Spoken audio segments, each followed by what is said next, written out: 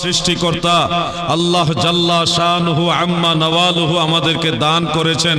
এই জন্য শুকরিয়া তান আল্লাহ তাআলার শাহী দরবারে আবারও বলেন আলহামদুলিল্লাহ। এই সম্মেলনে যারা উপস্থিত, আপনাদের খেদমতে পবিত্র কুরআনুল কারীম থেকে ছোট্ট একটা আয়াতে কারিমা আপনাদের তেলাওয়াত করে শোনাতে চাই। যারা পারেন আমার সাথে তেলাওয়াত করুন। আউযু বিল্লাহি মিনাশ শাইতানির বিসমিল্লাহির রাহমানির রহিম। ইন্না আ'তাইনাকাল কাউসার ইলা আখির। অর্থাৎ আল্লাহ তাআলা বলেছেন ইন্না আ'তাইনাকাল কাউসার, হাবিব আমি আপনাকে কাউসার দান করেছি। কাউসার শব্দটা আল্লাহ তাআলা উল্লেখ করেছেন, তবে এর ব্যাখ্যাটা ব্যাপক। মুফাসসিরিনে কেরাম বিশেষ করে তাফসিরে তাবারি, তাফসিরে কুরতুবির মধ্যে উল্লেখ রয়েছে এই কাউসার মানে খাইরুল কাসীর, প্রচুর পরিমাণ কল্যাণ। এই কাউসারের অন্তর্ভুক্ত অনেক কিছু রয়েছে, প্রচুর পরিমাণ নেয়ামত অন্তর্ভুক্ত রয়েছে। কেন আল্লাহ তাআলা নবীজিকে কাউসার দান করলেন? এর শানে নুজুল যদি আসবাবুন নুজুলের কিতাব দেখেন তাহলে আপনারা পাবেন মক্কার মুশরিকেরা, কাফেররা আমার নবীজিকে একটা গালি দিয়েছিল। নবীজির ছেলে সন্তান জন্ম হয়ে তাহের, তাইয়্যব, কাসেম তিনারা জন্ম হয়ে ছোট অবস্থায়, নাবালেগ অবস্থায় ইন্তেকাল হয়ে যায়। সন্তান, ছেলে সন্তানরা কেউ বেঁচে থাকে না। যার কারণে মক্কার মুশরিকেরা বলল, মুহাম্মদ তোমার তো বংশধারা জারি থাকবে না, তুমি তো নির্বংশ হবে, তুমি লেজ কাটা হবে। নাউজুবিল্লাহ বলেন। আল্লাহর নবীকে গালি দিয়েছে মক্কার মুশরিকেরা, কাফেরেরা গালি দিয়েছে। কাফেররা নবীজির মনে একদিকে সন্তানেরা ছোটবেলায় নাবালেগ অবস্থায় ইন্তেকাল হয়ে যায়, এই দৃষ্টিকোণটা নবীজির মনে রয়েছে। আরেকদিকে কাফেররা গালি দিয়েছে। আমার আল্লাহ সাথে সাথে সূরা নাজিল করলেন, নবী গো আপনি মনক্ষুণ্ণ হবেন না গো নবী, আপনি কষ্ট পাবেন না। ইন্না আ'তাইনাকাল কাউসার, নিশ্চয় আমি আল্লাহ আপনাকে কাউসার দান করেছি। ফাসাল্লি লিরাব্বিকা ওয়ানহার, আপনি আপনার রবের জন্য নামাজ আদায় করুন এবং কুরবানি করুন। ইন্না শানিয়াকা হুয়াল আবতার, হাবিব আমার বন্ধু, যারা আপনাকে আবতার বলেছে, যারা আপনাকে নির্বংশ বলেছে, লেজ কাটা বলেছে, আমি আল্লাহ জানায় দিলাম তারা সবাই লেজ কাটা, তারাই নির্বংশ, আমার হাবিব নির্বংশ না। সুবহানাল্লাহ। নবীজিকে গালি দিলে আল্লাহ কষ্ট পায়। কেমন নবী? আল্লাহ নিজে যাকে ভালোবাসে। আল্লাহ রসুলকে গালি দিয়েছে, নবীজি গালি দেন নাই, কিন্তু আল্লাহ নবীজির গালি দেওয়ার কারণে পাল্টা তাদেরকে তাদের গালি ফেরত দিয়েছে। ইন্না শানিয়াকা হুয়াল আবতার, হাবিব যারা আপনাকে গালি দেয় তারাই নির্বংশ। তার মানে আল্লাহ নিজে নবীকে ভালোবাসে। ঠিক নবী? ঠিক। রহমতের ভান্ডার নবী, তুমি নূরের খনি, প্রেম কইরাছেন তোমার সঙ্গে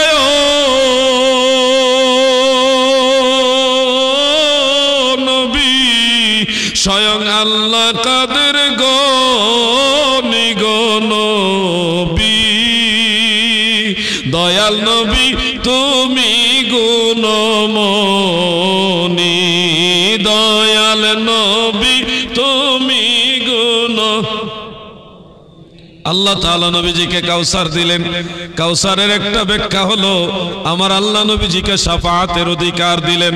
হাসর ময়দানে, গোটা হাসর ময়দানে সব মানুষ যখন বিপাকে পড়ে যাবে, বিচারের কার্য আমার আল্লাহ যখন শুরু করবে না, মাথার উপরে সূর্য দিবে, সূর্যের আলো তাপ লেগে মাথার মগজ ভাতের মারের মতো টকবক টকবক করবে, কিন্তু মানুষ মারা যাবে না। মৃত্যু একবারই হয়, মনে রাখবেন, মরার পরে আর কোনো মৃত্যু নাই। একবার যে মারা যায় দ্বিতীয়বার আর কোনোদিন মৃত্যু হবে না।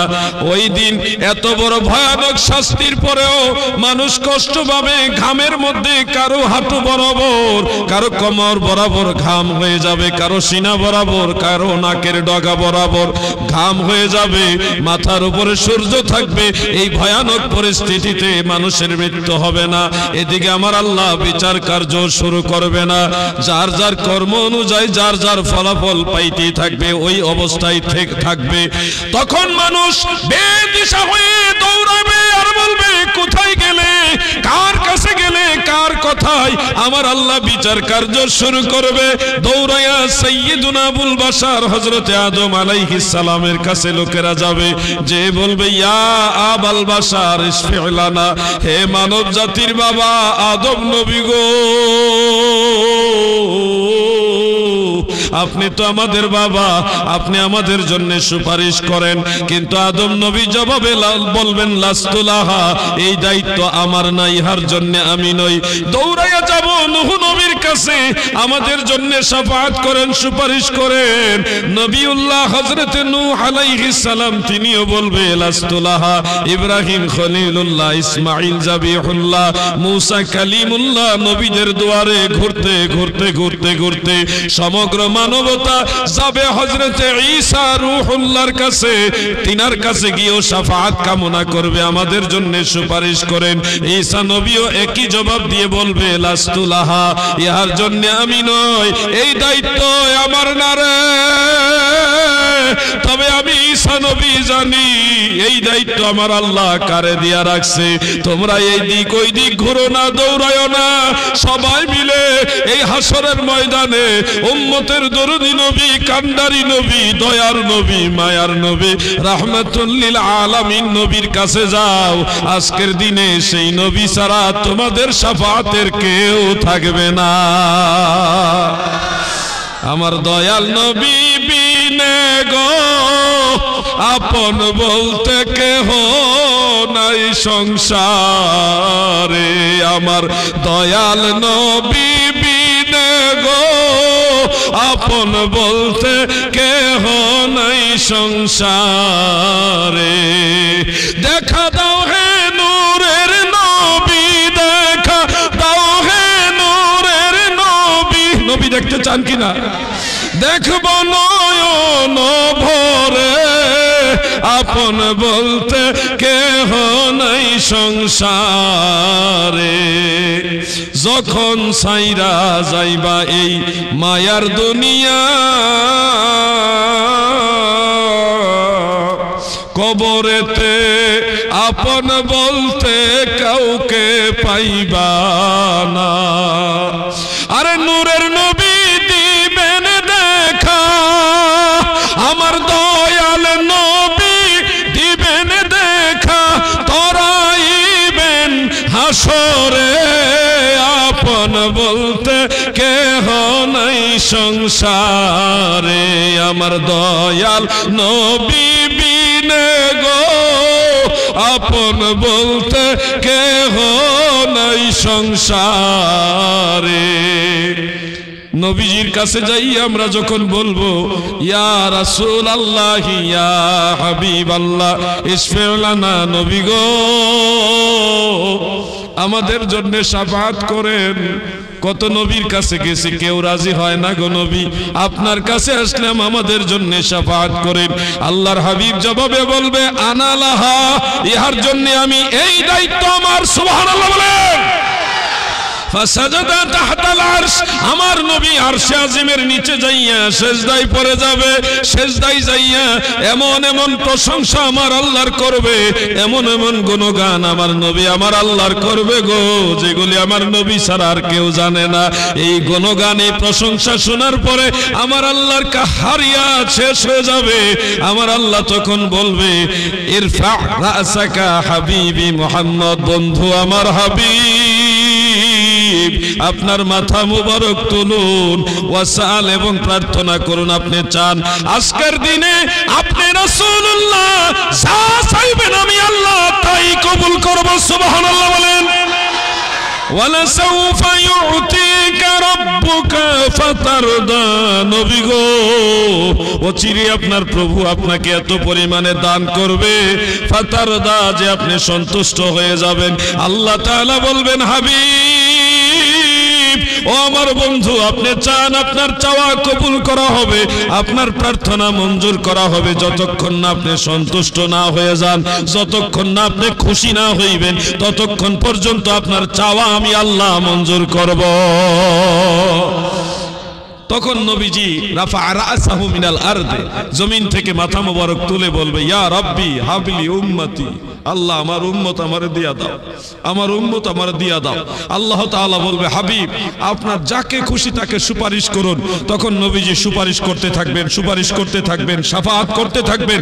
গুনাহগার পাপী তাবিদেরকে শাফাআত করতে করতে করতে করতে গুনার কারণে যারা জাহান্নামে চলে গেছে সেই মানুষগুলোকে জাহান্নামের ভিতর থেকে তুলে তুলে আল্লাহর নবী জান্নাতে নিয়ে যাবে। সুবহানাল্লাহ বলেন। আমরা নবীজি শাফাআত চাই কিনা?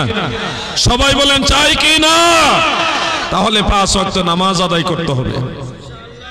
জোরে বলেন ইনশাআল্লাহ। মনের থেকে বলছেন নি? 5 ওয়াক্ত নামাজ আদায় করতে হবে। নামাজ ছাড়া কোনো তরিকা নাই, কোনো রাস্তা নাই। ময়দানে মাহশারে সবার আগে আল্লাহ নামাজের হিসাব নেবে। অতএব আমরা যদি নবীজিকে ভালোবাসি, নবীজির শাফাআত চাই, তাহলে আল্লাহ রসুলকে যেন শর্মিন্দা না হতে হয় এজন্য নামাজ আদায় করব। নামাজ আদায় করবেন কিনা ইনশাআল্লাহ? আমার নবীজিকে কষ্ট দিয়েন না। সারাটা জীবনে তো নবীজিকে কষ্ট দিতেছেন। আজকের দিনে আমরা যতগুলি আমল নামা, আমাদের যতগুলি কাজ আমল করছি, প্রত্যেকটা আমল আল্লাহ তাআলার দরবারে নেওয়ার আগে নবীজির কাছে আল্লাহ পাঠাইতেছে। নবীজি বলেন সহিহ মুসলিমের হাদিস, উরিদাত আলাইয়া আমালু উম্মতি হাসানুহা ওয়া সাইয়্যুহা, কোন কোন হাদিস আছে তুরাদু আলাইয়া, আমার কাছে আমার উম্মতের আমল নামা পেশ করা হয়। আমি যখন দেখি উম্মতের আমল সুন্দর হয়েছে, হামিদুল্লাহ, আমি আমার আল্লাহর প্রশংসা করি। আর আমি যখন দেখি মুর্শিদাবাদের বাহাদুরপুরের আমার উম্মতের আমল নামার মধ্যে ভুল ত্রুটি আছে, গুনাহ রয়ে গেছে, মদিনার রওজা মুবারক থেকে আমি রাসূলুল্লাহ আমার উম্মতের গুনাহ মাফের জন্য আল্লাহর কাছে ক্ষমা চাই। কত কষ্ট দিবেন নবীজিকে বলেন? ভুল করেন আপনি, ক্ষমা চাই মদিনাওয়ালা। সারাদিনে ভুল করলেন আপনি, ক্ষমা চাচ্ছে আল্লাহর হাবিব। তাহলে আপনার আমার জন্য মদিনাওয়ালা আর কত কষ্ট করবেন, কত কষ্ট দিবেন নবীজিকে? কিছুটা হইলেও নবীজির সম্মান, নবীর উম্মত হিসেবে নবীজির সম্মানটা বজায় রাখার, বা আপনাদের উম্মতে মুহাম্মাদী হিসেবে যে একটা সম্মান, এটা বজায় রাখার চেষ্টা করতে হবে ইনশাআল্লাহ বলেন। আমার দাদু ভাইরা গো, নামাজ ছাড়া যারা মারা যাবে তারা হাসরের ময়দানে লজ্জিত হবে, লাঞ্ছিত হবে, গোটা মানবতার সামনে তারা শর্মিন্দা হবে। এমনকি আল্লাহ তাআলা জিজ্ঞাসা করবে, সবাইকে জিজ্ঞাসা করবে তোমরা কি নামাজি ছিলে, তোমরা কি নামাজ আদায় করেছো? তখন নামাজি বেনামাজি সবাই বলবে হে আল্লাহ আমরা সবাই নামাজ পড়ছি। নামাজিরা তো নামাজ পড়ছে, বেনামাজিরাও বলবে আল্লাহ আমরা নামাজ পড়ছি। কত বড় মিথ্যা কথা! দুনিয়াতে মিথ্যা কথা বলতে বলতে আখেরাতে হাসরের ময়দানে আল্লাহ তাআলার কাছে তারা মিথ্যা কথা বলবে। আপনারা কি তাদের কাতারে শামিল হতে চান? যারা আল্লাহর সাথে মিথ্যা কথা বলবে তাদের কাতারে শামিল হতে চান? আল্লাহ তাআলা বলবে নামাজ আদায় করছো, নামাজিরা বলবে হ্যাঁ, বেনামাজিরা বলবে হ্যাঁ। তখন আল্লাহ তাআলা বলবে তাহলে সবাই আমাকে সেজদা দাও। নামাজি যারা গো, তখন আল্লাহু আকবার বলে সেজদায় পতিত হবে। আর যারা বেনামাজি, মিথ্যাবাদী, নামাজ পড়ে নাই কিন্তু হাসরের ময়দানে মিথ্যা কথা বলছে, তাদের মেরুদণ্ডটা আমার আল্লাহ সোজা করে দিবে, সেজদা দিতে পারবে না, রুকু করতেও পারবে না, সোজা হয়ে থাকবে। আল্লাহ বলবে সেজদা দাও, তারা চেষ্টা করবে সেজদা দিতে কিন্তু পারবে না। মুসনাদ আহমদ সহ অনেকগুলি কিতাবে হাদিসটা উল্লেখ করেছে, এটা সহিহ হাদিস। আমার দয়াল নবী বলেন সেজদা দিতে না পাইরা সোজা হইয়া দাঁড়াইয়া যখন সামনের দিকে ঝুঁকতে পারবে না, সোজা শরীরটা এইভাবে মাটির মধ্যে ফেলে দিবে, তারপরেও তারা রুকু সেজদা করতে পারবে না। এইভাবে নামাজি বেনামাজি পার্থক্য হয়ে যাবে। বলেন তো হযরত আদম থেকে কিয়ামত পর্যন্ত সবগুলো মানুষের সামনে আপনারা বেনামাজি হিসেবে চিহ্নিত হইতে চান কিনা? না, আওয়াজ ভালো না। হুজুর যত কথাই বলেন, বাংলাদেশ থেকে না আমেরিকা থেকে এসে বললো কাজ হবে না, নামাজ পড়া যাবে না, এরকম নাকি? নামাজ পড়তে হবে, নামাজ না বলে আপনার ক্ষতি, আপনার লস, আমার কিছু না, আমার দায়িত্ব বলে দেওয়া। আমি আপনাকে স্মরণ করে দিচ্ছি আখিরাতের কথা, নামাজের কথা, আল্লাহর হুকুমের কথা স্মরণ করাচ্ছি। আমরা কেন স্মরণ করাচ্ছি? আমরা মদিনাওয়ালার ওয়ারিস, দয়াল নবীর ওয়ারিস, নবীজির সেই দায়িত্বটা নবীর গোলাম হিসেবে আপনাদের কাছে পৌঁছে দিচ্ছি। আল্লাহর নবী মানুষকে স্মরণ করে দিতেন। নবীজির আগে অনেক নবী রাসূল এই কথাগুলি বলে গেছেন, 1,24,000 নবী রাসূল এই কথাগুলি বলছে। আখিরাতের কথা বারবার স্মরণ করাচ্ছে। মানুষ মারা গেলে আরেকটা জীবন আছে, কবরের আযাব আছে, আখিরাত আছে, বিচার হবে, জান্নাত হবে, জাহান্নাম হবে, এই কথাগুলি সমস্ত নবীরা বলে গেছেন। হযরতে আদম বলে গেছেন, হযরতে নূহ বলে গেছেন, হযরতে ইব্রাহিম বলে গেছেন, হযরতে ইসমাইল বলে গেছেন, হযরতে মূসা, হযরতে ঈসা, সব নবী রাসূলরা এই কথাগুলি বলে গেছেন। ধারাবাহিকভাবে আল্লাহর হাবিব এই কথাগুলি বলেছেন। নবীর ওয়ারিস হিসেবে এই আলেমরাও এই কথাগুলি আপনাদের বলছে। আপনারা যদি কর্ণপাত না করেন, গুরুত্ব না দেন, আপনারা হাসরের ময়দানে বিপদগ্রস্ত হবেন, কঠিন বিপদে পড়বেন। সেদিন আপনার মতো অসহায় আর কেউ থাকবে।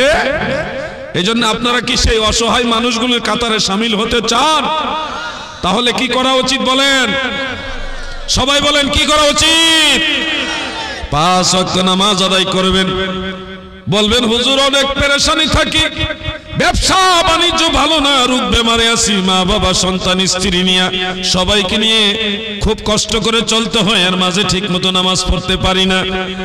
এইরকমই তো আপনাদের অধিকাংশ মানুষের এই ধরনেরই তো বাহানা, তাই না?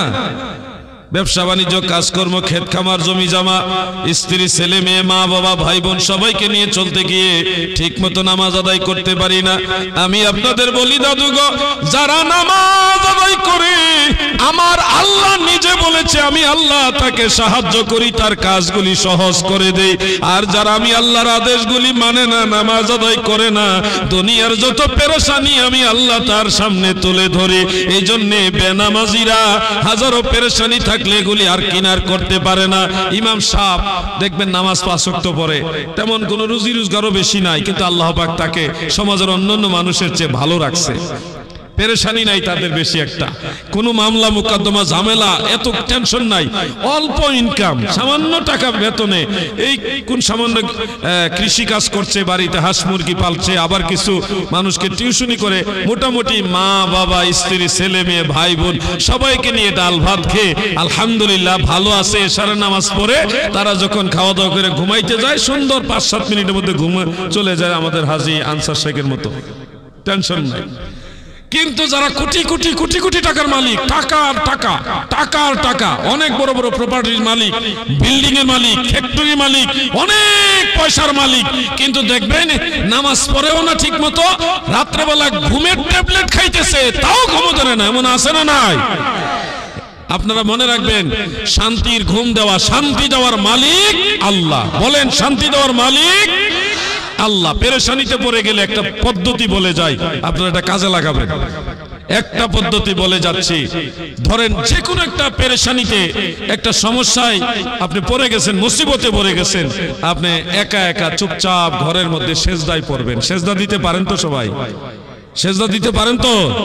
সেজদা দিয়ে আল্লাহর সাথে কথা বলবেন, মুখে মুখে দরকার নাই, এইখানে কানেকশন লাগাবেন, এখান থেকে ওখানে, মুখেও বলার দরকার নেই, এখান থেকে মনে মনে বলবেন, হে আল্লাহ আমি তো এই পেরেশানিতে আছি, আপনি আমার একটু সাহায্য করেন, আমি কুলাইতে পারতেছি না, আল্লাহ আপনার কাছে আমি ধারস্থ হইলাম, আপনার সাহায্য কামনা করলাম।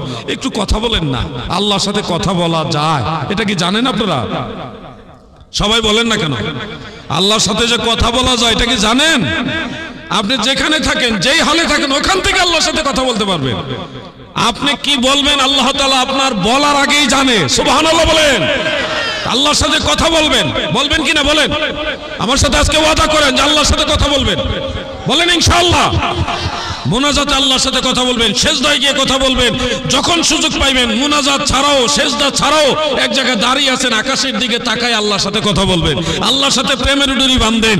এই প্রেমের ডুরি শিখাইছে মদিনাওয়ালা। সুবহানাল্লাহ বলেন। প্রেমের ডুরি বাঁধরে মদিনার শোনে, আহা প্রেমের ডুরি বাঁধরে মদিনা। মানুষ বানাইছে আল্লাহ, মানুষ বানাইছে আল্লাহ প্রেমের কারণে, প্রেমের ডুরি বাঁধরে মদিনার শোনে। বলুন প্রেমের ডুরি বাঁধরে মদিনার। আল্লাহ বানাইল কত যে কি, মিটে না তার প্রেম প্রীতি, অবশেষে বানাই মানুষ, অবশেষে বানাই মানুষ প্রেমের কারণে, প্রেমের ডুরি বাঁধরে মদিনার শোনে। বলুন প্রেমের ডুরি বাঁধরে আল্লাহর নবীর তরিকা মোতাবেক আমার আল্লাহর সাথে প্রেমের ডুরি লাগান। আপনার কি দরকার? আপনার দরকার আপনি চান না, কিন্তু আল্লাহ নিজে ডাকে। নিশির শেষ ভাগে সহিহ বুখারীর হাদিস, মাজাজি অর্থে আল্লাহ তাআলা পৃথিবীর নিকটতম আসমানে নেমে এসে বান্দাদেরকে ডাকে, হে আমার বান্দারা, কারা আছে গুনাহগার আমার কাছে বলো, আমি তোমাদের ক্ষমা করব। কার রিজিকের দরকার, কার ব্যবসা বাণিজ্যের উন্নতি দরকার, কার টাকা পয়সা দরকার, কার কি দরকার আমার কাছে বলো, আমি তোমার দিতে চাই, তোমাকে তোমার প্রার্থনা মঞ্জুর করব। আল্লাহ নিজে আমাদের দেওয়ার জন্য ডাকে, আর আমরা নাক ডেকে ঘুমাই। আপনারা কি কষ্ট পাচ্ছেন নাকি? আল্লাহর সাথে কথা বলার দরকার আছে কিনা? এই দুইজন মানুষ, ওনারা মনে হয় অসুস্থ নাকি, পেশাব পায়খানা ধরতেও পারে, একটু সাইড দিয়ে দেন, মুরব্বী মানুষ। আপনারা কি সবার অসুস্থতা আবার দেখা দিছেনি? আমার এই কথাগুলি কি আপনাদের অস্বস্তির কারণ হচ্ছে? মহব্বতে শোনেন, আমি লম্বা আলোচনা দিব না, আপনাদেরকে কিছু দিক নির্দেশনা দিতে চাচ্ছি। আপনারা এই কথাগুলি আমলে নিবেন, আমলে নিবেন, আল্লাহর সাথে কথা বলে দেখেন আপনার পেরেশানি দূর হয় কিনা। আপনি দেখেন না, চেষ্টা করেন। আল্লাহ তাআলাকে খোঁজার জন্য পাহাড়ে, পর্বতে, নদী নালায়, ওই জঙ্গলের ভিতরে যেতে হয় না। আপনি যেখান থেকে চাইবেন ওইখান থেকে আল্লাহ আপনার দোয়া মঞ্জুর করবে ইনশাআল্লাহ। বলেন আপনারা আল্লাহর কাছে চাইবেন কিনা? আমার সাথে আবার বলেন, জোরে বলেন, চাইবেন কিনা? চাওয়ার ক্ষেত্রে আমরা ওসিলা ধরতে পারি। ওসিলা ধরা মুস্তাহাব পর্যায়ের সুন্নত, সুন্নতে মুআক্কাদা না হলেও এটা আম্বিয়া আলাইহিমুস সালামের সুন্নত, সাহাবাই কারামের সুন্নত। আপনাদের মুর্শিদাবাদে অনেক ভাইরা আছেন যারা জ্ঞানের স্বল্পতার কারণে, কিল্লতে ইলমের কারণে ওসিলা ধরাটাকে শিরক মনে করে, নাউজুবিল্লাহ বলেন। অথচ আমাদের আদি পিতা আবুল বাশার হযরত আদম আলাইহিস সালাম আমাদের নবীর ওসিলা ধরেছেন। তিনি এই পৃথিবীতে যখন চলে আসলেন 350 বছরের মতো জমিনে কাঁদলেন। এটার অনেকগুলি রিওয়ায়াত দ্বারা প্রমাণিত রয়েছে। 350 বছরের মতো কান্নার পরে আল্লাহর নবী বলেন, রাফাআতু রাসি ওয়া রাআইতু কাওয়াইমাল আরশি মাকতুবান ফীহি লা ইলাহা ইল্লাল্লাহু মুহাম্মাদুর রাসূলুল্লাহ সাল্লাল্লাহু আলাইহি ওয়াসাল্লাম। হযরত আদম বলেন, আমি মাথা উপরের দিকে উঁচা করে দেখি, আরাফার ময়দান থেকে আল্লাহর আরশের প্রতিটা খুঁটি দেখা যায়, প্রতিটা খুঁটির মধ্যে লেখা আছে লা ইলাহা ইল্লাল্লাহু মুহাম্মাদুর রাসূলুল্লাহ সাল্লাল্লাহু আলাইহি ওয়াসাল্লাম। হযরত আদম সাথে সাথে দোয়া করলেন, আল্লাহুম্মা ইন্নী আসআলুকা বিহাক্কি মুহাম্মাদিন আন তাগফিরলি ইয়া রাব্বি। আল্লাহ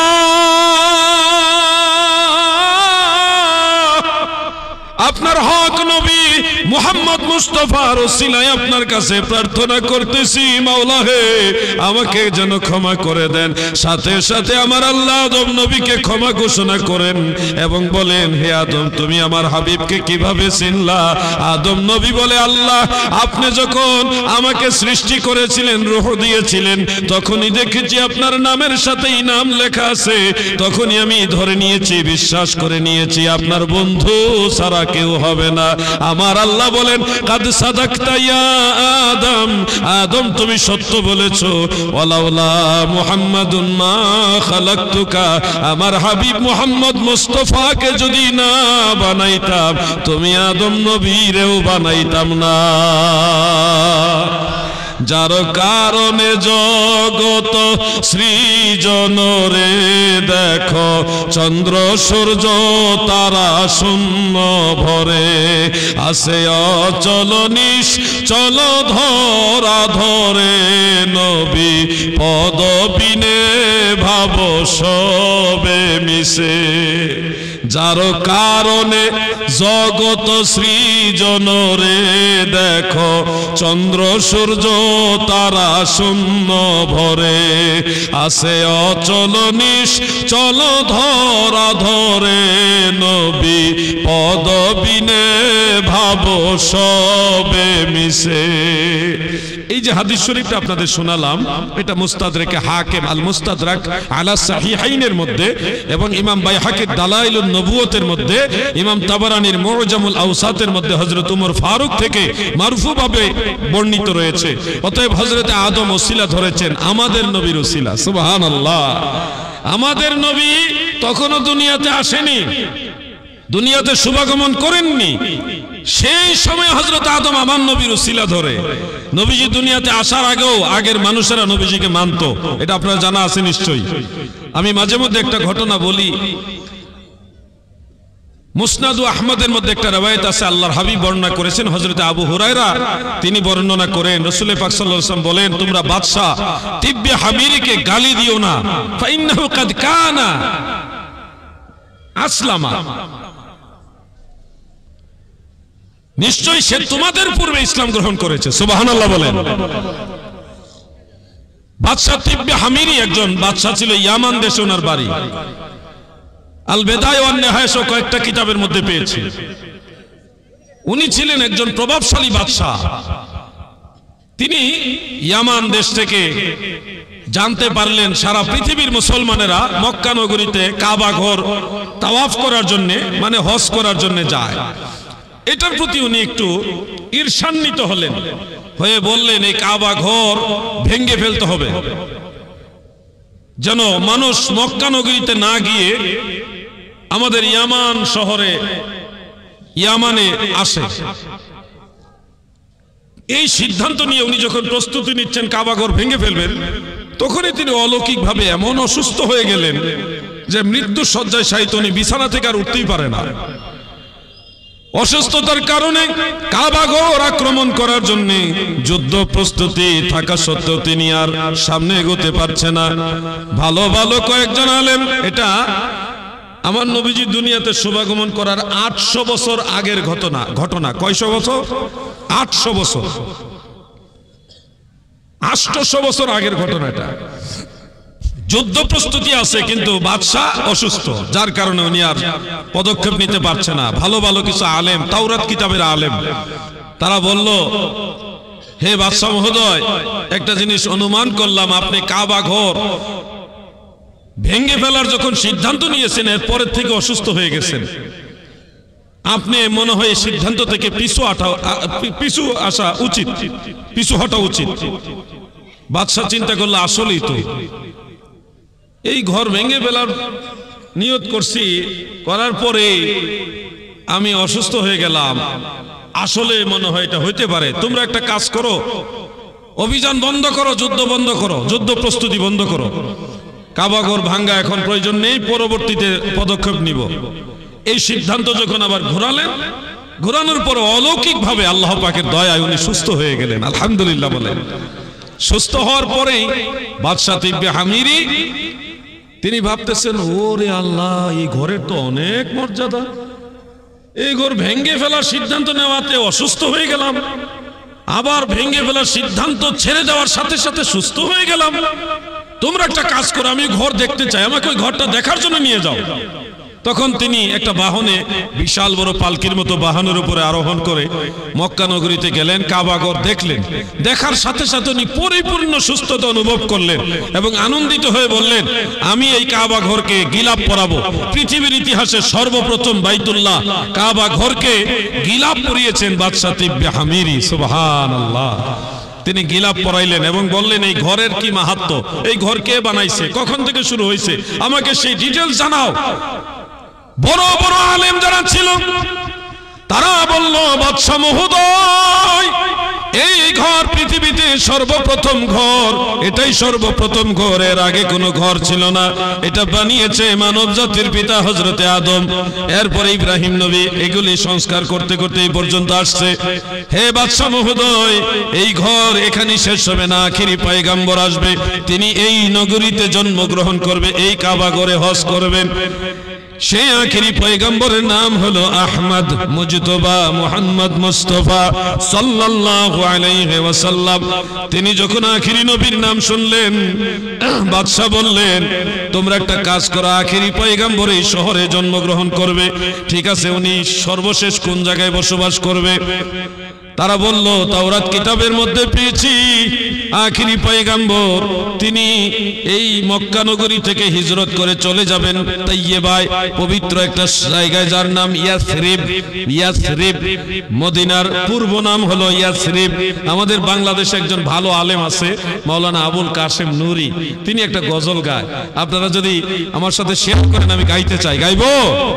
ইয়াসরিব নামে ছিলে তুমি অলক্ষণের দেশ, বড়ই মারাত্মক ছিল তোমার পরিবেশ। ইয়াসরিব নামে ছিলে তুমি অলক্ষণের দেশ, বড়ই মারাত্মক ছিল তোমার পরিবেশ। নবীর ছোঁয়া লেগে তুমি সোনার মদিনা, নবীর ছোঁয়া লেগে তুমি সোনার মদিনা। সব ভুলিব কিন্তু তোমায় ভুলতে পারি, বলুন, সব ভুলিব কিন্তু তোমায় ভুলিনি, ভুলবো না, ভুলতে পারি না, ভুলিনি, ভুলবো না, ভুলতে পারি না। সব ভুলিব কিন্তু তোমায়। আরশে মুআল্লার চেয়ে দামি তুমি হও, খোদার সৃষ্টিতে তুমি শ্রেষ্ঠ ভূমি হো। আরশে মুআল্লার চেয়ে দামি তুমি হো, সুবহানাল্লাহ। খোদার সৃষ্টিতে তুমি শ্রেষ্ঠ ভূমি হো, কারণ তোমার মাঝে শুয়ে আছেন শাহে মদিনা, তোমার মাঝে শাহে মদিনা। সব ভুলিব কিন্তু তোমায় ভুলতে পারি না। সোনার মদিনা আমার প্রাণের মদিনা, সব ভুলিব কিন্তু তোমায়। বাদশাহ তিব্বে হামিরি যখন জানতে পারলো আখিরি পয়গম্বর সেই মদিনা তাইয়্যিবা ইয়াসরিব শহরে যাবে, তখন তিনি বলল, আমাকে সেই ইয়াসরিব শহরে নিয়ে যাও। তিনি ওইখানে গিয়ে নিজের অর্থায়নে নিজে বসবাস করবে, অথবা আল্লাহর রাসূলের বসবাসের জন্য বিরাট বিরাট পাথর দিয়ে 2 তলা একটা ঘর বানাইলেন। বানায়া ওই মদিনার মানুষদেরকে জানায়া দিলেন, ইয়াসরিব নগরের বাসিন্দারা রে, আমি 2 তলা ঘর বানাইলাম, নিচতলায় আমি বাদশাহ তিব্বে হামিরি থাকবো, উপরের তলায় আখিরি পয়গম্বর মুহাম্মদ মুস্তাফা থাকবে। আমার দয়াল নবীর জন্য বাদশাহ তিব্বে হামিরি ঘর বানাইছে। তিনি সেখানেই বসবাস করা শুরু করলেন। এক পর্যায়ে বয়সের ভারে উনি বৃদ্ধ হয়ে গেলেন, দুর্বল হয়ে গেলেন, জয়ীফ হয়ে গেলেন। তিনি বুঝতে পারলেন হয়তো আখেরি পয়গম্বরের সাথে ওনার দেখা হবে না, সাক্ষাৎ হবে না। ভালো মোটা চামড়া ডেকে নিয়ে এনে ওই চামড়ার মধ্যে উনি চিঠি লেখলো, সালাম দিয়ে বলল, আখিরি নবী আহমদ মুজতবা মুহাম্মদ মুস্তাফা হে, আমি বাদশাহ তিব্বে হামিরি আপনার অপেক্ষায় গোটা জীবনের শেষ সময়টা এই ইয়াসরিব নগরীতে কাটাইলাম। নবী গো, আমি তো আপনার দেখা পাইলাম না, আমার চিঠির মাধ্যমে আপনার প্রতি ঈমান আনলাম। আপনি যখনই আমার চিঠি পাইবেন আপনার উম্মত বলে আমাকে কবুল করে নিবেন। চিঠি লিখলেন 800 বছর আগে। সেই চিঠি বংশ পরম্পরায় মদিনা মুনাওয়ারায় আসতে আসতে আসতে আসতে হযরতে আবু আইয়ুব আনসারী রাদিয়াল্লাহু তাআলা আনহুর কাছে আসলো। সেই আবু আইয়ুব আনসারী হলো বাদশা তিব্বে হামিরির বংশধর। আমার নবী যখন মক্কা নগরী থেকে হিজরত করে মদিনা মুনাওয়ারা ইয়াসরিব শহরে ঢুকে, মদিনার আবাল বৃদ্ধা বনিতা শিশু কিশোর নারী পুরুষ সবাই মিলে কেউ ঘরের ছাদে, কেউ গাছের উপরে, কেউ রাস্তায় নেমে জশ্নে জুলুস করেছে, আনন্দ মিছিল করে করে আমার নবীর শুভাগমনে মারহাবা ধ্বনি দিয়েছে। ইউনাদুনা ইয়া মুহাম্মাদু ইয়া রাসূলুল্লাহ, ইয়া মুহাম্মাদু ইয়া রাসূলুল্লাহ। সহিহ মুসলিমের মধ্যে উল্লেখ, মদিনার সাহাবারা আমার নবীর আগমনে নারায়ে রিসালাতের ধ্বনি দিয়েছে। মারহাবা ইয়া রাসূলুল্লাহ, মারহাবা, বলুন মারহাবা ইয়া রাসূলুল্লাহ, मेरे आका मेरे मौला मरहबा मरहबा या रसूल अल्लाह मरहबा मरहबा या हबीब अल्लाह मरहबा। আল বেদায়া ওয়ান নিহায়ার মধ্যে উল্লেখ রয়েছে মদিনার ছোট ছোট বাচ্চারা দব বাজায়া বাজায়া সুন্দর সরলা কণ্ঠে আমার নবীর আগমনে সুন্দর কাসিদা গেয়েছে। তালাআল বদরু আলাইনা মিন সানিয়াতিল ওয়াদা ওয়াজাবা শুকরু আলাইনা মাদা লিল্লাহি দা। বলো না, তালাআল বদরু আলাইনা মিন সানি ওয়াজাবা শুকরু আলাইনা মাদা লিল্লাহি দা।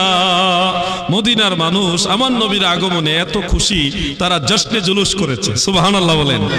জশ্নে জুলুস মানে আনন্দ র্যালি, সবাই মিলে রাস্তায় একসাথে বের হয়ে একসাথে স্লোগান ধরা। ইউনাদুনা ইউনাদুনা, সবাই মিলে এইভাবে উচ্চ আওয়াজে বলেছে, নেদা দিয়েছে, ইয়া রাসূলুল্লাহ ইয়া মুহাম্মাদু ইয়া রাসূলুল্লাহ। দেখেন আমরা সুন্নিরা যে ইয়া রাসূলুল্লাহর স্লোগান দেই, এটা আমাদের বানানো স্লোগান না, এটাই হলো মদিনার সাহাবীদের স্লোগান। সুবহানাল্লাহ বলেন। নারায়ে রিসালাত, আর আওয়াজ দিয়ে বলেন নারায়ে রিসালাত।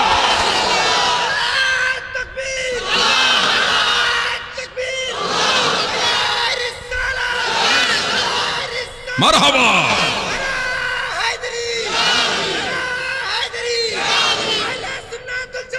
জিন্দাবাদ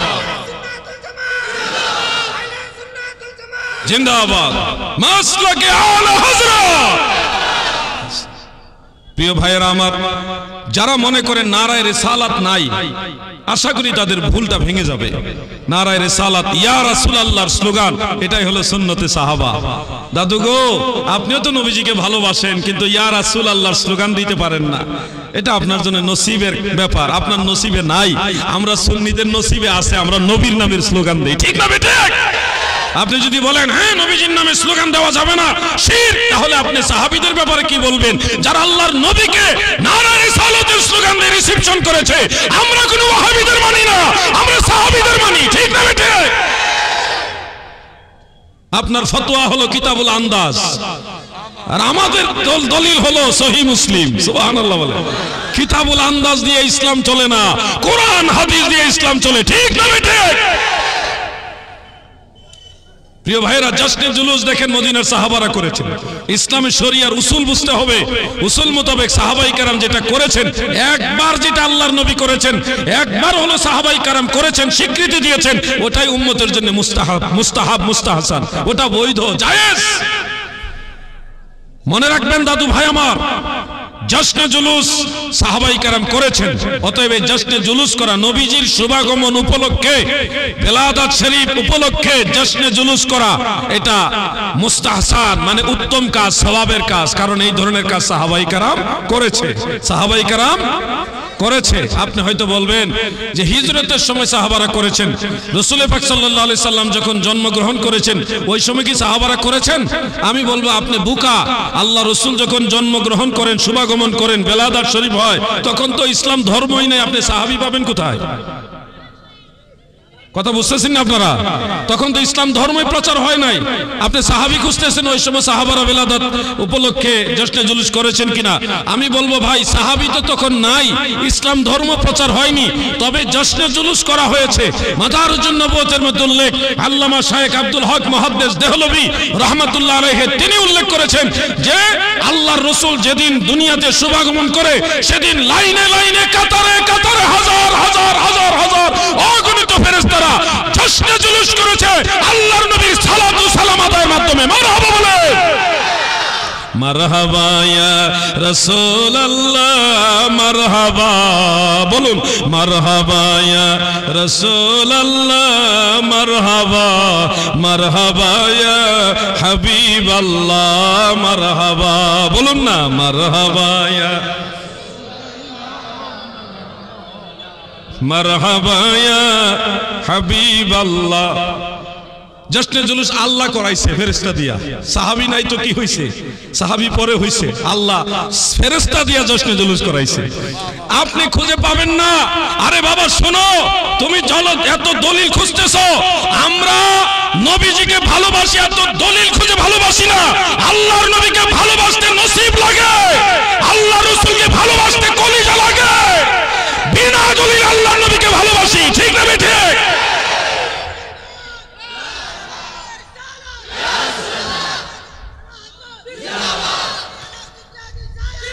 আমার নাম না, আমার নাম বলা রাখবেন। আহলে সুন্নাত ওয়াল জামাত এটা বেশি বেশি বলবেন, মাসলাকে আলা হযরত বেশি বেশি বলবেন, কারণ যেখানে মাসলাকে আলা হযরত আছে ওখানে ওয়াহাবি পীর এমনি ধ্বংস হয়ে যায়। এই স্লোগান বেশি বেশি ছড়ায় দেন, দেখবেন বাতিল চিহ্নিত হয়ে যাবে। নারায়ে তাকবীর, নারায়ে রিসালাত, আহলে সুন্নাত ওয়াল জামাত, মাসলাকে আলা হযরত, দেখবেন বাতিল চিহ্নিত হয়ে গেছে। আমরা সুন্নি যারা আছে, আমরা নবীজিকে ভালোবেসে সুন্নি। ভাই রে, আমি তোমাকে দলিল দিয়ে বুঝাইতে পারবো না। যতদিন তোমার সিনার ভিতরে এইখানে আল্লাহ রসুলের মহব্বত না ঢুকবে, ততদিন তুমি নারায়ে রিসালাতের মজাও পাইবা না, তুমি জশ্নে জুলুসের মজাও পাইবা না, আল্লাহ রসুলের সম্মানের মজা পাইবা না। কারণ এইখানে তোমার এইখানে মদিনাওয়ালার মহব্বত নাই।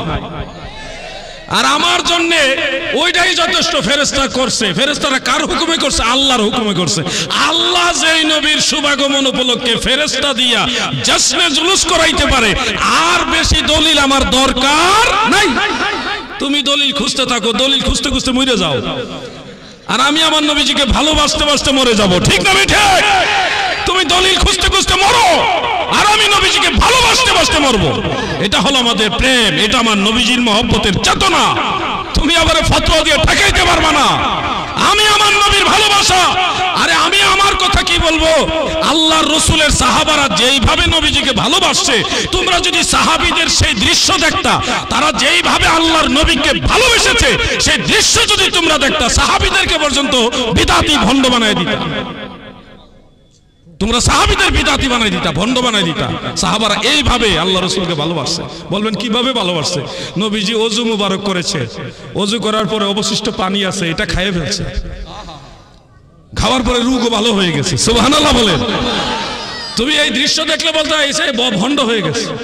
সাহাবীদের ভণ্ড বানাই দিতা তুমি। আল্লাহর হাবিবের প্রস্রাব মুবারক পানির পিপাসায় সাহাবারা খেয়ে ফেলেছে, পান করে ফেলেছে।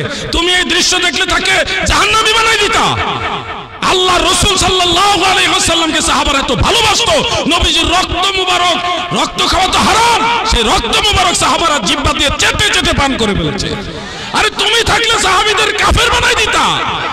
তোমার ফতোয়া বা মরেলো মরে যাও, কবরে হাসরে মিজানে ফুলচেরাতে দেখবা আল্লামা মুফতি জুবায়ের আহমদ সাহেব হুজুর সহ আমরা যারা নবী প্রেমিক আশিকে রাসূল আমরাই মদিনাওয়ালার কাছে থাকবো, তোমরা দলিল খুঁজবা।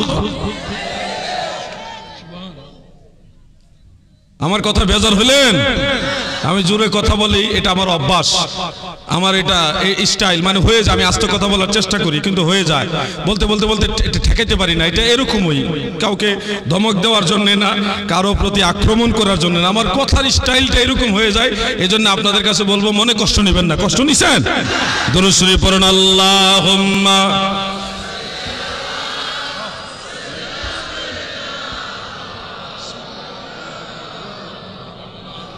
وعلى آل سيدنا मेरा दिल फिदा हो बेज़ौक़ मोहम्मद, ना दिल से जुदा हो ये ज़ौक़ मोहम्मद। अल्लाहुम्मा सल्ले मरहबा।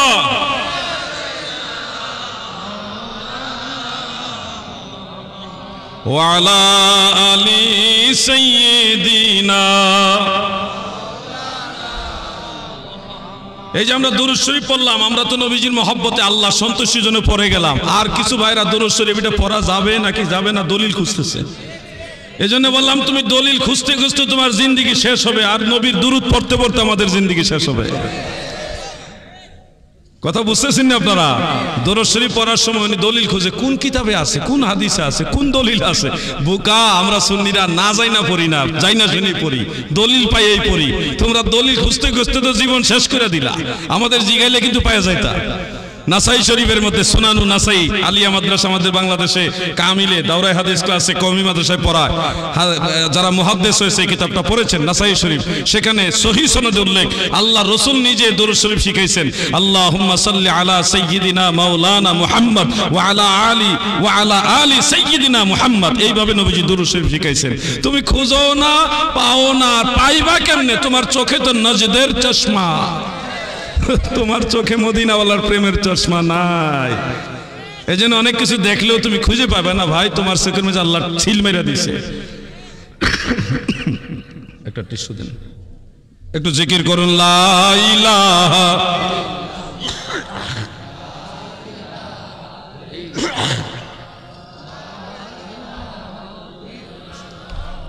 লা ইলাহা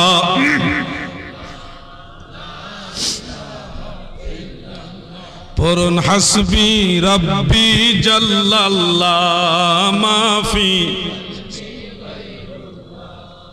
নূর মুহাম্মদ ইল্লাল্লাহ লা ইলাহা লা ইলাহা লা ইলাহা ইল্লাল্লাহু মুহাম্মাদুর রাসূলুল্লাহ সাল্লাল্লাহু আলাইহি ওয়াসাল্লাম। দাদুরে তুমি খুঁজতেছো এক আলিফ টান দেওয়া যাবে নাকি দুই আলিফ টান হয়ে গেল, গুনাহ হইল কিনা, এই টেনশন করে করে তুমি দুরূদ শরীফ না পড়ে চিন্তা করতে করতে জিন্দেগি পার করলা। আর আমরা নবীর দুরূদ শরীফ পড়তেছি, হয়তো ভুল হয়, আস্তে আস্তে শুদ্ধ করে করে আবার পড়ি, ভুলটা শুদ্ধ করি পড়ি, কিন্তু পড়া বন্ধ করি না। তুমি এক আলিফ দুই আলিফ টান লইয়া মত গুনাহ লইয়া তোমার জিন্দেগি শেষ। আর সঠিক পয়রা ভুল আর সঠিক মিলাইয়া দিলে যে যুদ্ধ পারছি, নবীর দরুদ পড়তে পড়তে আমাদের জিন্দেগি শেষ। এই জন্য বলি তুমি দলিল খুঁজতে খুঁজতে মরবা, আমরা নবী নবী নবী নবী করে মরব। সব জায়গায় মত গুনাহ খুঁজো না। কোরআন তেলাওয়াতের সময় ওয়ারাত্তিলিল কুরআন তারতিলা, তরতিল করা ওয়াজিব। কোরআন তেলাওয়াতের সময় তরতিল করা কি ওয়াজিব, কিন্তু হাদিসের ইবারতের সময় তরতিল করা ওয়াজিব না। আরবি ভাষায় একজন আরেকজনের সাথে কথা বলতে গিয়ে ওটা কিন্তু তরতিল করা ওয়াজিব না, ওটা মুস্তাহাব। যদি আপনি সব জায়গায় মত গুনাহ ধরেন তাহলে সারা আরবের কোনো মানুষ জান্নাতে যেতে পারবে না। কারণ আরবের মানুষেরা যে আরবি ভাষায় কথা বলে, কিছুদিন আগে জর্ডানে গেলাম, ফিলিস্তিন গিয়ে আসলাম, সিরিয়া গিয়ে আসলাম, ওনাদের সবার ভাষা আরবি। আল্লাহ পাক সৌদি আরবে নেওয়াইছে, আরো অনেক রাষ্ট্রে গিয়েছি, সেই রাষ্ট্রগুলিতে দেখলাম যারা আরবিতে কথা বলে, যার সিরিয়ার আরবির সাথে ইয়ামানের আরবি মিল নাই, ইয়ামানের আরবির সাথে সৌদির আরবের কিছুটা হলে বেশ কম আছে, সৌদির আরবের সাথে জর্ডানের আরবির কিছুটা হলে বেশ কম আছে, আবার জর্ডানের আরবির সাথে ফিলিস্তিনের আরবির কিছুটা বেশ কম। সবই কিন্তু আরবি, সবই আরবি ভাষা, কিন্তু দেখা গেছে এক দেশের ভাষার সাথে আরেক দেশের ভাষা কিছুটা বেশ কম আছে। আপনারাও বাঙালি, আমরা ওই পারেও আছি বাঙালি, এই পার বাংলা ওই পার বাংলা, দুই বাংলার ভাষা কিন্তু বেশ কম আছে, আছে না নাই? এটাও বাংলা ওটাও বাংলা, এটা যেমন বেশ কম আছে, আরবের আরবি ভাষাও বেশ কম আছে। এজন্য বলছি, তুমি দেখবা কোরআনের আরবি, হাদিসের আরবি, ইলমে তাসবিদের আলোকে ওই আরব দেশের মানুষের আরবি ভাষা হুবহু মিলে না, মদ গুন্না মিলে না, হ্যাঁ, একালিফ টান দুই আলিফ টান মিলে না, একটু বেশ কম হয়। যদি সব জায়গায় আরবি উচ্চারণ বলতেই সব জায়গায় মদ গুন্না তাসবিদ ওয়াজিব করে দাও, তাহলে আরবের মানুষ আর আরবিতে বিশুদ্ধ ভাষায় তো সবাই জানে না, তারা আর কেউ জান্নাতে যেতে পারবে না, তাহলে তো আপনার ফতোয়ায় সব জাহান্নামে যাবে। দুরূদ শরীফ যে পড়তেছে হয়তো এক আলিফ টান বেশি হয়ে যাচ্ছে, দুই আলিফ টান বেশি হয়ে যাচ্ছে, আপনার উচিত এক আলিফ টান বেশি না হয়ে কিভাবে সহিভাবে পড়া যায় সেটা প্র্যাকটিক্যালি দেখায় দেওয়া, ওটা মানুষকে শিখায় দেওয়া। ওইটা না কইরা আপনি বলতেছেন এভাবে পড়া যাবে না, বেদাত, এই ফতোয়া দিতে দিতে আপনার জিন্দেগি শেষ। আপনার ফতোয়ার কারণে কত হাজার হাজার লক্ষ লক্ষ মানুষ দুরূদ শরীফ থেকে বঞ্চিত হয়ে গেল। আর আমরা গুনাহগার, ভুল পড়ি আবার শুদ্ধ পড়ি, ভুলে শুদ্ধ মিলাই, আলহামদুলিল্লাহ ধীরে ধীরে মানুষ শুদ্ধের দিকে যায়, সহির দিকে যায়। আমরা পড়তে পড়তে মরবো। নবীর দুরূদ চাই কিনা? সবাই বলেন চাই কিনা? আরে নবীর দুরূদ পড়ো দিলে দিলে, তোমরা নবীর দুরূদ পড়ো দিলে দিলে, হৃদয় খোলে নবীর দুরূদ পড়ো দিলে দিলে।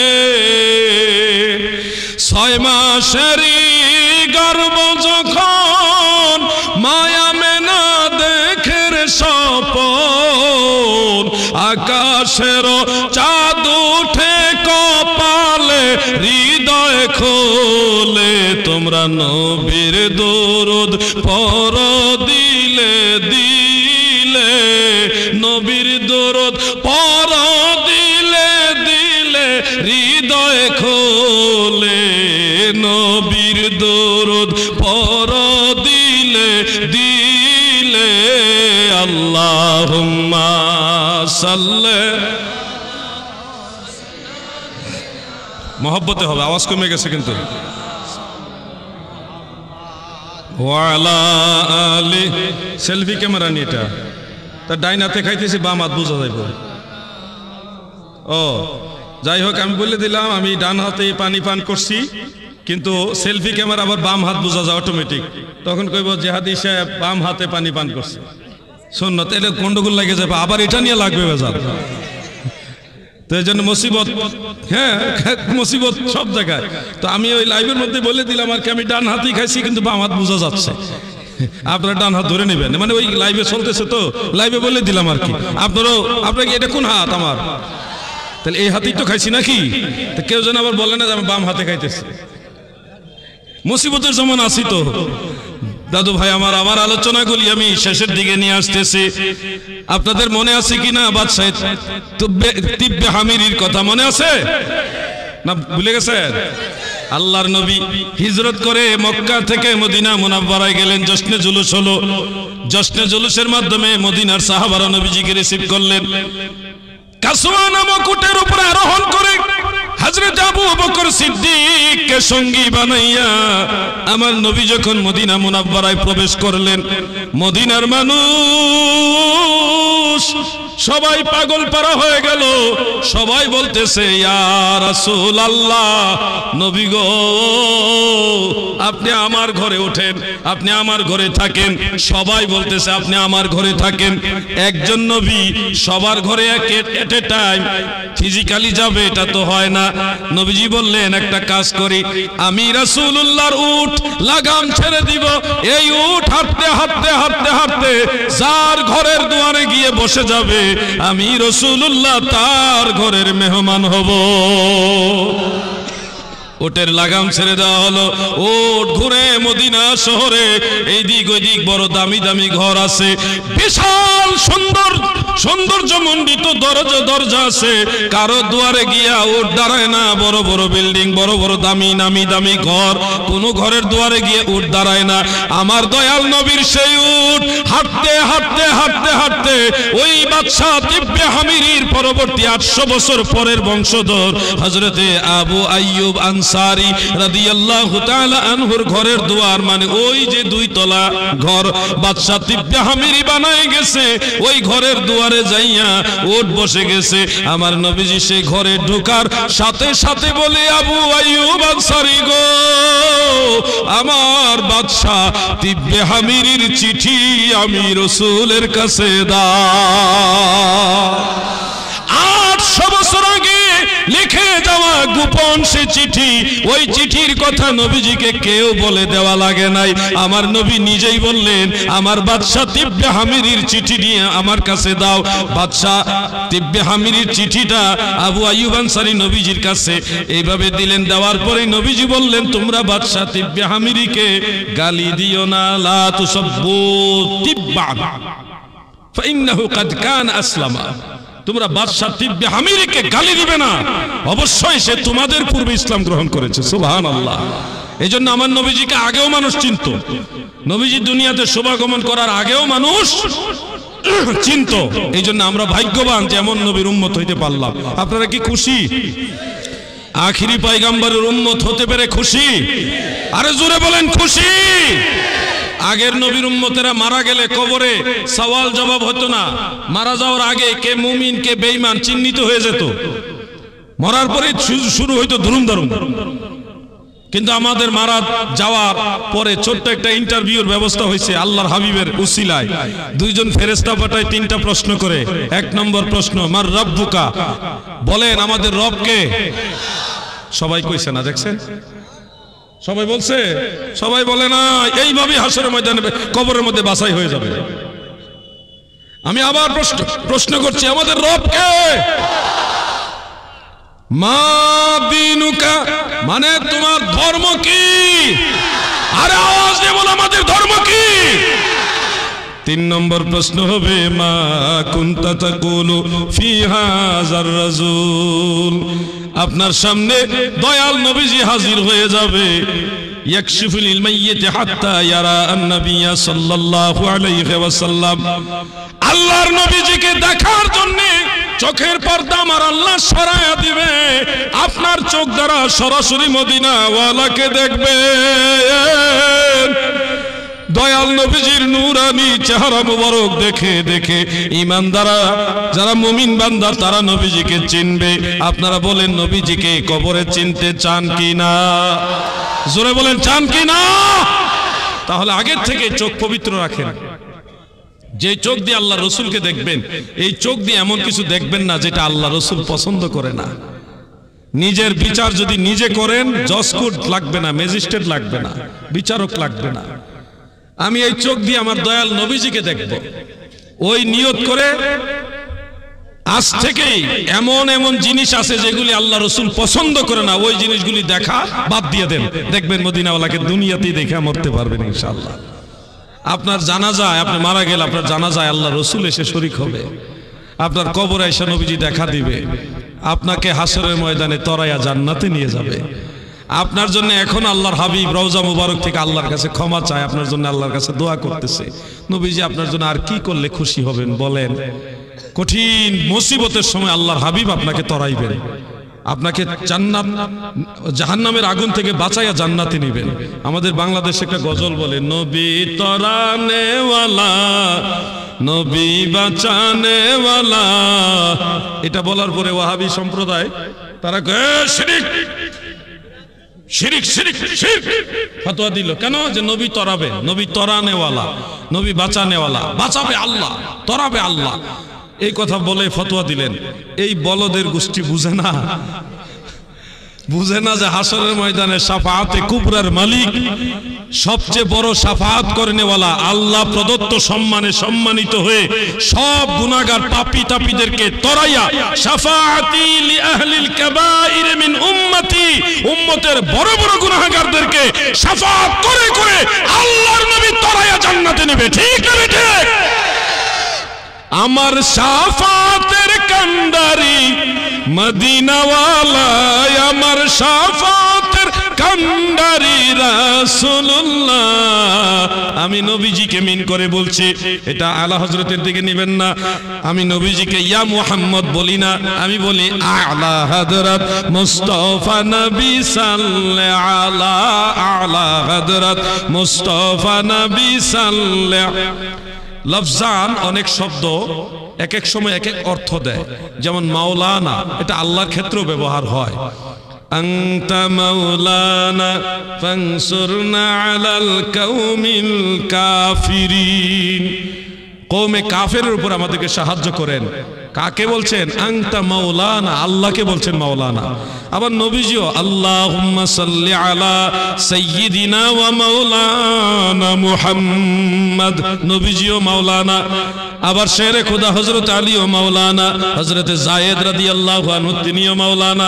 ওয়াজ করবেন আল্লামা মাওলানা মুফতি জুবায়ের আহমদ সাহেব, তিনিও মাওলানা। বলেন তো সব আলেমদের ক্ষেত্রে মাওলানা। এই যে মাওলানা শব্দটা আল্লাহর ক্ষেত্র হয়, নবীজির ক্ষেত্র হয়, সাহাবীদের ক্ষেত্র হয়, আলেমদের ক্ষেত্র হয়। এই সব, এই যে শব্দটা এত জায়গায় ব্যবহার হয়েছে, সব জায়গায় কিন্তু এক অর্থে না। আল্লাহর বেলায় এক অর্থ, নবীর বেলায় আরেক অর্থ, আলেমদের বেলায় আরেক অর্থ। এটা যেমন একই শব্দ কিন্তু অর্থগতভাবে জায়গা জায়গায় বেশ কম আছে। আল্লাহ তাআলা মুমিন, নবীজির একটা সিফতি নাম হলো মুমিন, আমিও মুমিন, বেশ কম আছে না নাই? ঠিক তেমনি ভাবে আলা হযরত বললে এটা আলা হযরত আহমদ রেজা খান ফাজিল বেরলভীকে বোঝায়। কিন্তু আমি যদি খাস করে নবীজিকে ইয়া মুহাম্মদ বলে সম্বোধন না করে নবীজিকে তাজিমান বলি আলা হযরত, সেটাও এখানে এক বুঝাবে না, মর্যাদা বেশ কম বুঝাবে। যারা বুঝেন না তারা হয়তো একেবারে তালে গুলে মিক্স করে ফেলবেন, কিন্তু আমরা এক বুঝাইবার জন্য বলি না। আল্লাহর অনেক নাম আছে যে নামটা নবীজির জন্য আল্লাহ নিজে রেখেছেন। আল্লাহ রাউফুর রাহিম, আবার নবীজিকে আল্লাহ বলছে রাউফুর রাহিম। আল্লাহ ওয়ালিয়ুন, নবীজির একটা নাম আছে ওয়ালিয়ুন, আবার আমরা আল্লাহর ওলিদেরকে বলি ওয়ালিয়ুন। তাহলে একই শব্দ, স্থান ভেদে অর্থ বেশ কম হবে। মনে রাখবেন আলা হযরত এটা আল্লাহর নবীর ক্ষেত্রে ব্যবহার করলে, বা ইমাম আহমদ রেজা খান ফাজিল বেরলভীর সাথে যদি আলা হযরত ব্যবহার করি, শব্দ একটা হলো, মর্যাদাগতভাবে স্থানে স্থানে বেশ কম আছে। আমি এটা বুঝাবার জন্য বলছি। আর কেন ইয়া মুহাম্মদ বলি না? লা তাজআলুদ দুআর রাসূলি বাইনাকুম কাদুআই বা'দিকুম বা'দা। দুনিয়ার মুমিন মুসলমানেরা গো,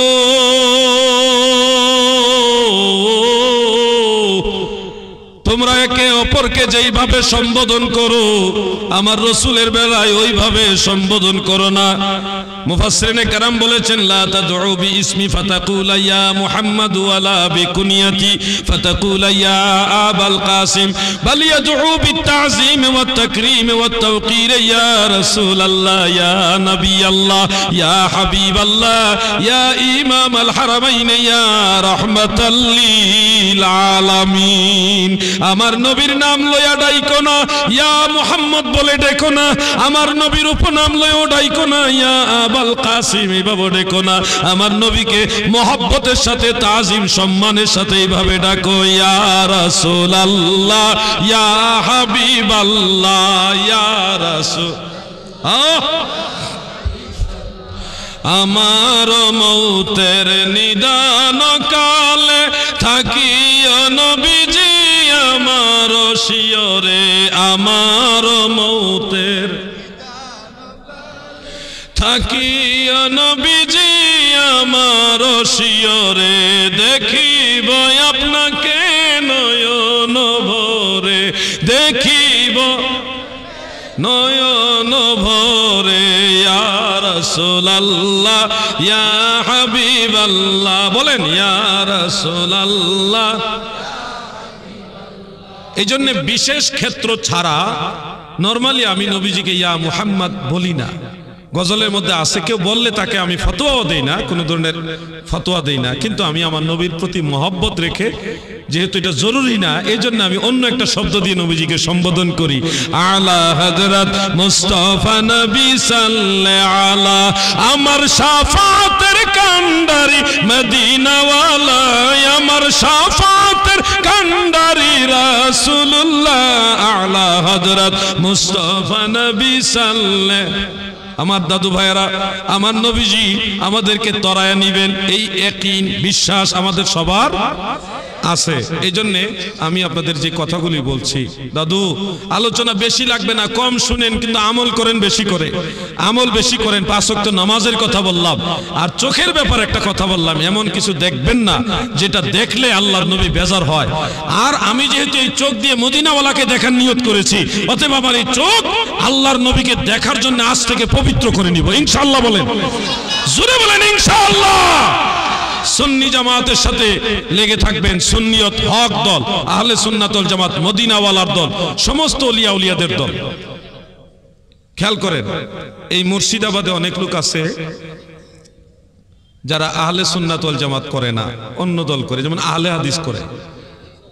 আমি তাদেরকে কটাক্ষ না করে বুঝানোর উদ্দেশ্যে বলছি, আপনি যদি ইমাম বুখারীর দিকে নজর করেন আকীদাগতভাবে ইমাম বুখারী আহলে সুন্নাত ওয়াল জামাত, ইমাম মুসলিম, আবু দাউদ, তিরমিজি, ইবনে মাজাহ, নাসাই সব আইম্মায়ে কেরাম আকীদাগতভাবে আহলে সুন্নাত ওয়াল জামাত, কিন্তু আপনি আকীদাগতভাবে আহলে হাদিস।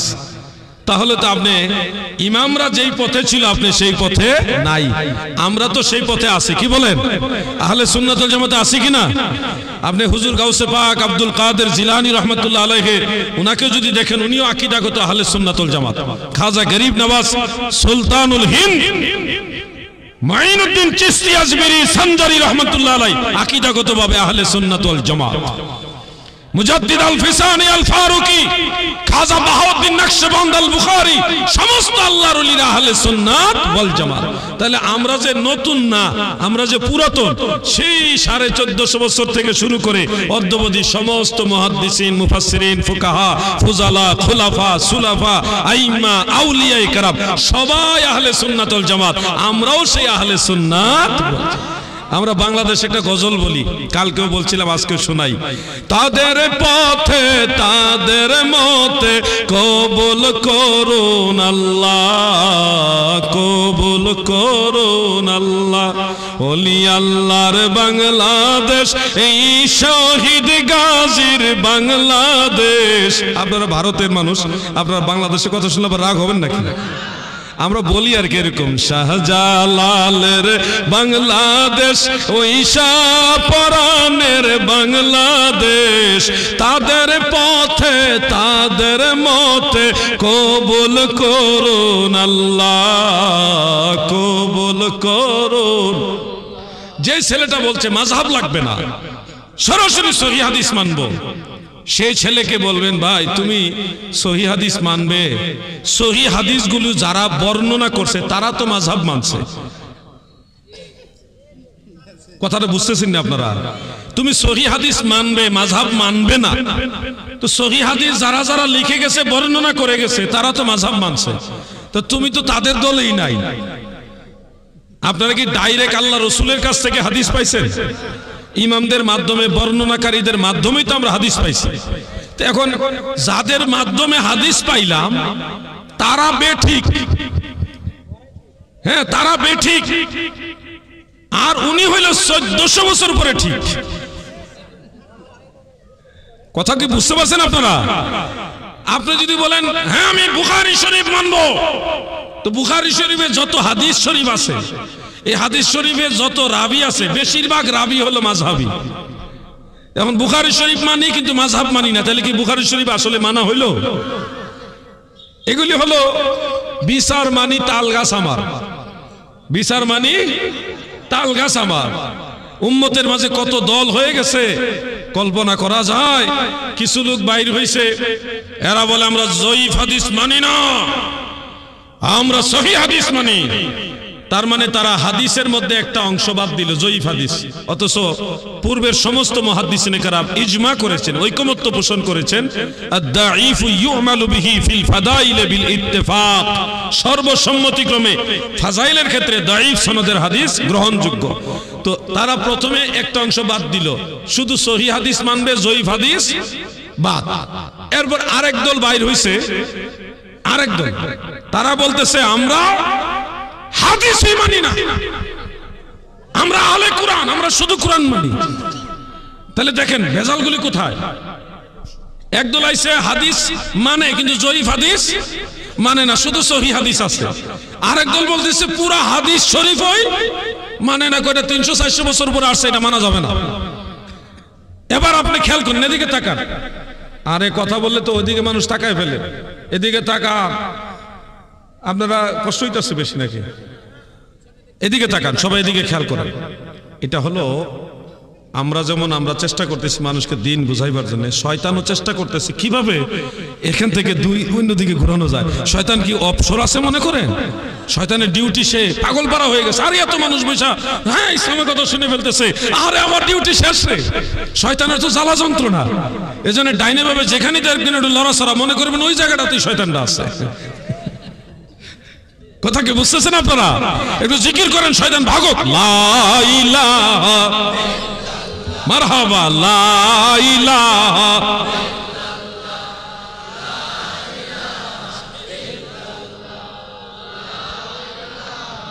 ইল্লাল্লাহ, লা ইলাহা মুহাম্মদ রাসূলুল্লাহ সাল্লাল্লাহু আলাইহি ওয়াসাল্লাম। একদল আয়েশা বলল আমরা জয়ীফ হাদিস মানি না, শুধুমাত্র সহিহ হাদিস মানি। এই হলো একদল। আর একদল আয়েশা আমরা হাদিসই মানি না, শুধু কোরআন মানি। এই হলো আহলে কোরআন আরেক দল। আরেক দল আয়েশা আমি কোরআনও মানি না, হাদিসও মানি না, আমি ইসলাম ধর্ম মানি না, আমি নাস্তিক। মানুষে মানুষে কত বেশ কম, চিন্তা করছেন? এখনো ধর্মই মানে না। আমরা যারা আছি আমরা আল্লাহও মানি, নবীও মানি, কোরআনও মানি, হাদিসও মানি, ইজমা এবং কিয়াসও মানি। কথা ঠিক না বেঠিক? চালাও মোদের সে পথে, যে পথে তোমার প্রিয়জন গেছে চলি।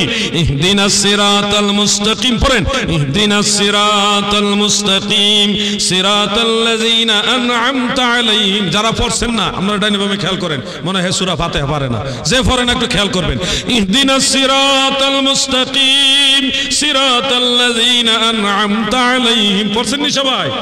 আরেকবার পড়েন ইহদিনাস সিরাতাল মুস্তাকিম সিরাতাল্লাযিনা আন'আমতা আলাইহিম। এটার অর্থ হলো এই, আমার আল্লাহর কাছে আপনি নামাজে বলতেছেন আল্লাহ আমাদেরকে সরল সঠিক পথে পরিচালিত করুন, যেই পথে আপনার নিয়ামত প্রাপ্ত বান্দারা পরিচালিত হয়েছে। আল্লাহ আমাদেরকে ওই পথে চালান যেই পথে আপনার ওলিরা গেছে। অর্থাৎ আল্লাহর ওলিদের পথে চলার জন্য প্রত্যেক নামাজে প্রতি রাকাতে রাকাতে মহান আল্লাহ তাআলার কাছে আপনি দোয়া করতেছেন। এইজন্য ওলি আল্লাহদের পথে যারা আছে তারাই সঠিক। পূর্বের আইম্মায়ে কেরামের পথে যারা আছে তারা সঠিক। দলিল কি? সূরা ফাতিহা। বলেন দলিল কি? সূরা ফাতিহা। ওয়াহাবি নাজদিল আমাজাবিরা সূরা ফাতিহাও মানে না। নামাজের ভিতরে একটা গন্ডগোল লাগাই দিয়েছে, ইমাম সাহেবের সাথে ইমামের পিছনে সূরা ফাতিহা পড়তে হবে। কি একটা মুসিবতে আইসা পড়ছে। একজনে ফাও দিয়ে ঠেলে, ফাও দিয়ে আরেকজনে ফাও ঠেলে, কত বড় বেয়াদব মুরব্বী মানুষে ফাও লাগে দিচ্ছে। আরেকজন আঙ্গুলি তা করে তাসাউদের মধ্যে, এর আঙ্গুলের মাঝে শয়তান বসে খালি লড়ায়। একটা মানুষ যদি পাশে এইভাবে আঙ্গুল লড়ায়, তার পাশের মুসল্লি নামাজে মনোযোগ থাকবো?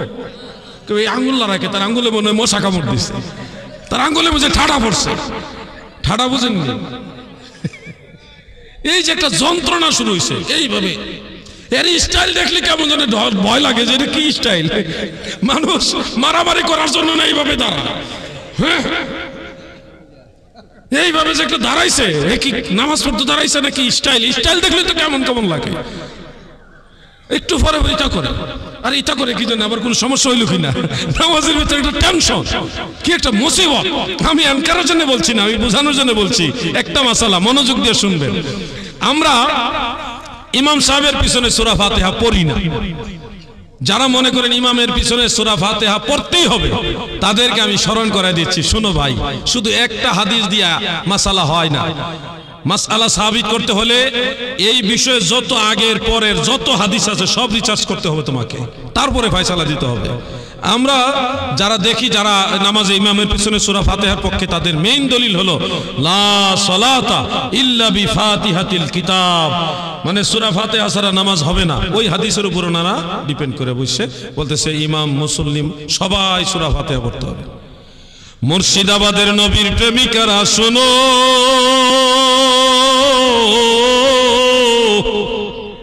ইমামের পিছনে সূরা ফাতিহা সম্পর্কিত যে হাদিস শরীফটা বলা হয় লা সালাতা ইল্লা বিফাতিহাতিল কিতাব, হাদিস কিন্তু এখানে শেষ নাই, হাদিসটা আরো আছে। ওই বর্ধিত অংশ সহকারে সম্পূর্ণ হাদিসটা ওনাদের জানতে হবে। হুজুর মনে হয় কোনো দরকার যাচ্ছে না, তাহলে আরেকজন বসবেন নাকি? আচ্ছা, আমার দাদু ভাইরা খুব মনোযোগ। লা সালাতা ইল্লা বিফাতিহাতিল কিতাব, এই হাদিসটার আরেকটা অংশ বর্ধিতাংশ আছে। আমি তালাশ করতে করতে করতে করতে দেখলাম ইমাম বাইহাকি রহমাতুল্লাহ আলাইহির লেখা একটা কিতাব আছে। কিতাবটার নামই হলো কিরাআতু খালফাল ইমাম। আমার কাছে কিতাবটা আছে, দুইটা খণ্ড আছে, একটা আমি নিজের জন্য রাখছি, আর একটা এক্সট্রা রাখছি অতিরিক্ত, কারণ এগুলি দুর্লভ কিতাব, পাওয়া যায় না। এই লেবানন থেকে কিতাবটা আমি সংগ্রহ করছি। কিরাআতু খালফাল ইমাম, ইমাম বাইহাকির লেখা। সেখানে একটা হাদিস সহিহ সনদ উল্লেখ আছে। আন জাবির ইবনে আব্দুল্লাহ রাদিয়াল্লাহু তাআলা আনহু قال سمعت رسول الله صلى الله عليه وسلم يقول من صلى ولم يقرأ بأم القرآن من صلى ولم يقرأ بأم القرآن فلم يصلي إلا وراء الإمام سبحان الله। হযরত জাবির রাদিয়াল্লাহু আনহু বলেন, আল্লাহর নবীকে আমি বলতে শুনেছি, নবীজি বলেছে যে ব্যক্তি নামাজ পড়লো কিন্তু সূরা ফাতিহা উম্মুল কোরআন পড়লো না, তার নামাজ হলো না। ফালাম ইউসাল্লি, সেজন্য নামাজই পড়লো না। ইল্লা ওয়ারা আল ইমাম, কিন্তু ইমামের পিছনে হলে সূরা ফাতিহা পড়া লাগবে না। সুবহানাল্লাহ সুবহানাল্লাহ। তাহলে ফায়সালা এই মাসআলা দিয়েছেন স্বয়ং রাহমাতুল লিল আলামিন। আমাদের দয়াল নবী বলেছেন ইমামের পিছনে হইলে সূরা ফাতিহা লাগবে না। তাহলে হাদিস একটা পড়ে সিদ্ধান্ত নেওয়া যাবে না, লা সালাতা ইল্লা বিফাতিহাতিল কিতাব, শুধু এটুকু পড়েই একটা ফয়সালা দিলে হবে না। হানাফি ফুকাহায়ে কেরাম ইনারা এই সব হাদিস বিশ্লেষণ করেছেন, করে দেখেছেন আল্লাহর নবী বলেছেন ইল্লা ওয়ারা আল ইমাম, ইমামের পিছনে পড়া লাগে না। তাহলে আমরা কিন্তু একা একা যখন নামাজ পড়ি তখন লা সালাতা ইল্লা বিফাতিহাতিল কিতাব ওই হাদিসের উপর আমল হয়, প্রত্যেক রাকাতে আমরা সূরা ফাতিহা পড়ি। কিন্তু ইমামের পিছনে যখন আমরা পড়ি তখন ইল্লা ওয়ারা আল ইমাম, এই হাদিসের উপর আমল করি। আমরা কিন্তু দুইটা হাদিসে আমল করতেছি।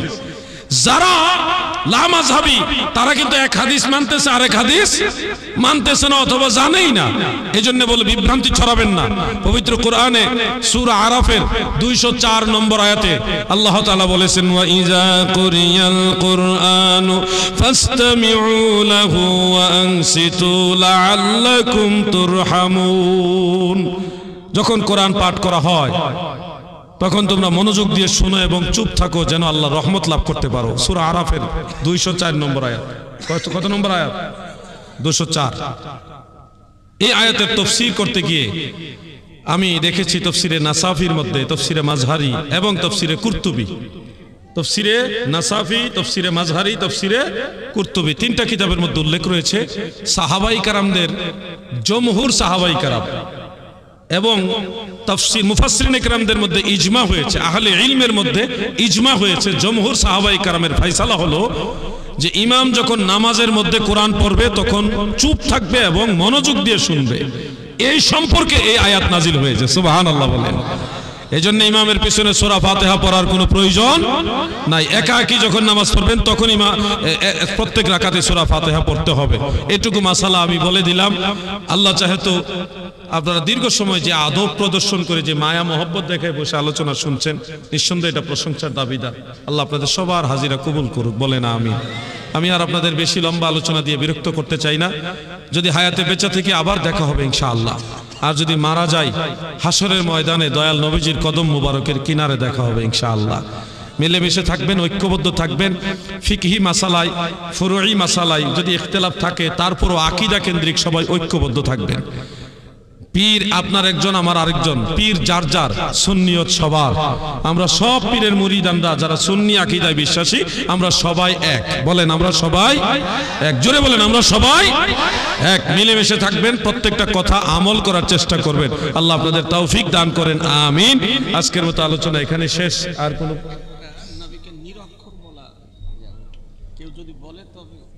একটা প্রশ্ন এসছে, আপনারা অনুমতি দিলে, হুজুর বলছেন আপনারা অনুমতি দিলে আমি এই প্রশ্নটা একটু আলোচনা করতে চাই।